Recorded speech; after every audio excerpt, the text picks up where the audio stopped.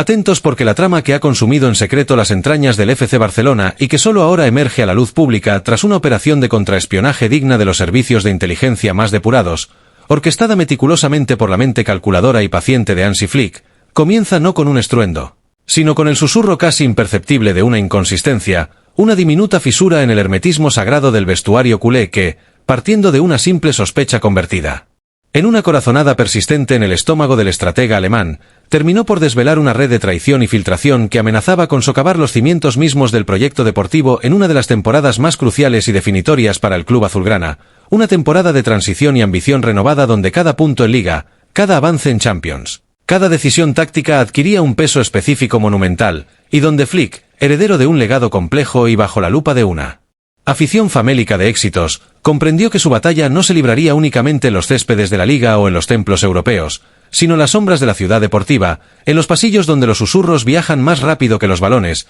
y en las pantallas de los móviles donde la información confidencial se transforma en mercancía de cambio. La génesis de esta historia se remonta a un momento aparentemente anodino, hace aproximadamente 2 meses, cuando Flick, en la soledad de su despacho tras una larga jornada de análisis táctico, se topó por casualidad, o quizás por el destino inquisitivo que guía a los metódicos, con una publicación en un diario deportivo digital que, con una precisión escalofriante, no solo anticipaba la alineación titular que él había cerrado en una reunión privada con sus asistentes de máxima confianza apenas unas horas antes, sino que incluía matices específicos sobre el planteamiento estratégico, cambios premeditados en el sistema de presión y hasta el estado anímico de un jugador clave que había sido discutido bajo estricta confidencialidad. Aquel primer instante de incredulidad, seguido de una fría oleada de certeza, marcó el punto de inflexión. No se trataba de una suposición periodística afortunada o del trabajo deductivo de un experto, era una filtración pura. Una ventana abierta desde el corazón operativo del club hacia el ruidoso mundo exterior, y Flick, cuya filosofía se cimienta en el control, el orden y la discreción como pilares intocables del éxito, supo de inmediato que enfrentaba un enemigo interno, un topo cuya existencia representaba una vulnerabilidad táctica de primer orden y una afrenta personal a su autoridad. En el silencio cargado de su oficina, rodeado de pantallas con imágenes de jugadas y diagramas tácticos, el alemán inició un proceso mental de desmontaje y reconstrucción, rechazando la reacción visceral, el enfrentamiento directo, la acusación tempestuosa en el vestuario, para abrazar la estrategia del cazador, la observación paciente, la recolección de datos, la creación de un perfil psicológico del infiltrado y, sobre todo, la construcción de una trampa tan elaborada y perfecta que el culpable, convencido de su impunidad, se delatara a sí mismo con su propia avaricia y arrogancia. Así dio comienzo lo que los cómplices en la sombra de Flick bautizarían como Operación Pantano, una iniciativa clandestina que involucró desde el primer momento a un círculo de hierro compuesto únicamente por el director deportivo de CO, cuya lealtad al proyecto y understanding de las dinámicas internas eran cruciales, el asistente principal de Flick, un viejo conocido de sus etapas en el Bayern Múnich y la selección alemana, un hombre cuya discreción estaba probada en 1000 batallas, y el preparador físico de máxima confianza, formando un cuarteto de conspiradores legítimos cuyo objetivo era purgar la infección sin alarmar al organismo mayor, es decir, al resto del vestuario, manteniendo la normalidad aparente mientras urdían la celada en las profundidades. El modus operandi fue de una precisión clínica. Flick comenzó a alterar deliberadamente sus patrones de comunicación, compartiendo información sensible, alineaciones, estrategias, decisiones sobre convocatorias, de forma diferenciada y compartimentada con distintos grupos dentro del ecosistema del club, creando, en esencia, múltiples realidades paralelas donde cada individuo o pequeño grupo poseía una versión ligeramente distorsionada de la verdad, una técnica de marcado de agua digital aplicada a la comunicación humana, de modo que cuando una de esas versiones específicas apareciera filtrada en la prensa, funcionaría como un código de barras inequívoco que señalaría su origen con una precisión milimétrica. Paralelamente, se implementó un protocolo de seguridad draconiano que restringía el acceso a documentos, se monitorizaron los registros de acceso a las plataformas digitales internas y se estudiaron meticulosamente los movimientos y contactos de todo el personal con acceso a la primera línea de información, desde los analistas de vídeo hasta los miembros del cuerpo médico, pasando por los utileros y los secretarios técnicos, todo ello mientras se mantenía una fachada de calma tensa, con Flick adoptando una actitud más reservada y calculadora que no pasó desapercibida para jugadores sensibles como Marc-André ter Stegen o el joven Gavi, quienes intuyeron la carga de preocupación bajo la serenidad forzada del técnico pero, leales al proceso, confiaron en su líder sin hacer preguntas incómodas, alimentando sin saberlo el teatro necesario para la operación. La trama se fue enredando aún más cuando, tras cruzar datos con Deco y una investigación discreta sobre las finanzas personales del personal clave, Surgió un motivo potente más allá de la simple vanidad o el deseo de notoriedad: el dinero, y en cantidades significativas, canalizado a través de pagos opacos de ciertos periodistas ávidos de exclusivas demoledoras, y lo que era aún más alarmante, indicios preocupantes, a través de fluctuaciones anómalas en las cuotas de casas de apuestas en partidos específicos del Barça, de que la información filtrada podría estar alimentando también circuitos de apuestas ilegales, añadiendo una capa de gravedad potencialmente delictiva a la traición interna, una revelación que Flick compartió en un encuentro privado y solemne con el presidente Joan Laporta, sellando un pacto de confidencialidad y acción contundente pero discreta para evitar un escándalo que manchara la imagen institucional. Fue en este contexto de presión silenciosa que Flick identificó el escenario perfecto para su jugada maestra: un partido de la fase inicial de la Copa del Rey frente al modesto Guadalajara. Una confrontación de baja intensidad mediática y prioridad deportiva secundaria donde cualquier decisión táctica inusual podría ser explicada fácilmente como rotación o experimentación, y donde, por tanto, plantar un cebo sería menos sospechoso. Días antes del encuentro, en una reunión ultrasecreta del cuarteto de confianza, Flick desplegó su plan. Haría correr de forma controlada, a través de canales específicos, la información falsa de que el portero suplente, Iñaki Peña, sería titular, una decisión que, aunque plausible, no se correspondía con su intención real de alinear a Ter Stegen. La genialidad residió en los detalles.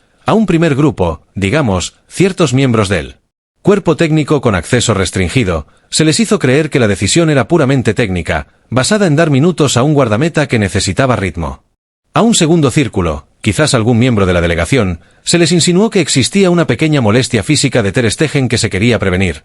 Y a un tercer y reducidísimo grupo, que incluía únicamente a los asistentes más directos y a un puñado de analistas de confianza, se les dio una versión aún más matizada, con supuestas razones estratégicas relacionadas con el juego con los pies. Cada variante contenía un gen informativo único, una palabra clave, un énfasis táctico específico, o un detalle sobre el estado físico que servía como firma digital. Durante las 48 horas previas al partido, Flick y sus aliados vigilaron el ecosistema mediático con una atención obsesiva, y como presagiado, la noticia estalló. Varios portales deportivos anunciaron con rotundidad la titularidad de Iñaki Peña, pero uno en particular, citando fuentes internas de absoluta credibilidad, reproducía no solo el dato, sino la versión exacta, con los matices específicos, que solo había sido compartida con ese tercer y exclusivo grupo, un misil de precisión que identificaba el origen de la filtración con una claridad pasmosa. En lugar de actuar de inmediato, Flick, en un ejercicio de paciencia magistral, permitió que la noticia corriera, que se consolidara como verdad mediática, incluso manteniendo la farsa en la cena de concentración previa al partido,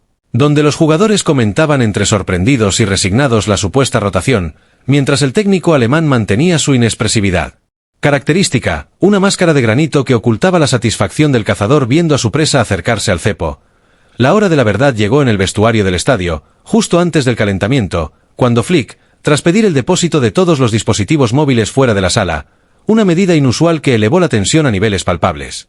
anunció con voz serena y firme la alineación oficial, proclamando el nombre de Ter Stegen como guardameta titular. El impacto fue eléctrico. La confusión se apoderó de los jugadores, la sorpresa teñó el rostro de Iñaki Peña, y en algún rincón de esa habitación, el topo, cuyo nombre ya resonaba en la mente de Flick, debió sentir el suelo ceder bajo sus pies, comprendiendo en un instante de horror contenido que tal vez, solo tal vez, había sido el peón en un tablero que no controlaba. El partido transcurrió con normalidad, una victoria funcional del Barça, pero el verdadero espectáculo ocurrió en la posterior rueda de prensa, donde Flick, ante la pregunta inevitable sobre el cambio de portero, soltó con una media sonrisa enigmática y una mirada cargada de significado su frase lapidaria: «Es solo para este partido». 5 palabras que eran a la vez una confesión velada, una advertencia pública y un mensaje cifrado de victoria para quien supiera interpretarlo, dejando a la prensa, cómplice involuntaria de la trampa, en una posición incómoda y expuesta. Las piezas del rompecabezas ahora encajaban a la perfección, y la investigación